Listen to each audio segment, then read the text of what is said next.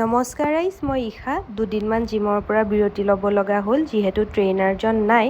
Trainer নোহোৱাকৈও মই জিমলৈ যাব পাৰোঁ, কিন্তু অলপ অকৱাৰ্ড ফিল হয় কাৰণে মই যাব নোখোজিলোঁ। বাকী তাত যিবোৰ ৱৰ্কআউট শিকাইছিলে আজি ঘৰতে কৰিলোঁ, আপোনালোকক ভিডিঅ'টো শ্বেয়াৰ কৰিছোঁ। আৰু ৰাইজ আজি মাকো মোক হেল্প কৰিবলৈ লগাই দিলোঁ।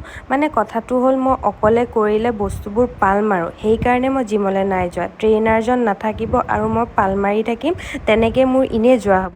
মোৰ জাৰ্ণিটো আছিল weight loss and fat loss. তাৰ কাৰণে যিবোৰ ৱৰ্কআউট শিকাইছিলে সেইবোৰ আজি ঘৰতে কৰিলোঁ। আৰু ৰাইজ জানেনে, মায়ে মোতকৈ বেছিহে জানে, কাৰণ মা মৰ্ণিং য়োগা যায়।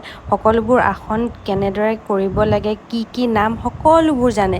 সেইকাৰণে তেওঁ একদম মোক কৈ আছে এইটোৰ পিছত সেইটো কৰ, সেইটোৰ পিছত এইটো কৰ। মই জুম্বাও কৰিছিলোঁ দেই ৰাইজ। 30 মিনিটমান মই জুম্বা কৰিলোঁ। তাৰ ক্লিপ লোৱা নহ'ল কাৰণ মই মোবাইলতে চাই পেলাই কৰি আছিলোঁ। বাকী আজি প্ৰায় 2 ঘণ্টামান ৱৰ্কআউট কৰিলোঁ নিজেই, সোনকালে যাতে এটা ৰিজাল্ট পাওঁ। আৰু ৰাইজ 1 কেজি এটা কমিলেও মোৰ কাৰণে বহুত। বাকী কাইলৈ আকৌ এটি নতুন ভিডিঅ'ত লগ পাম। আজিলৈ বাই বাই।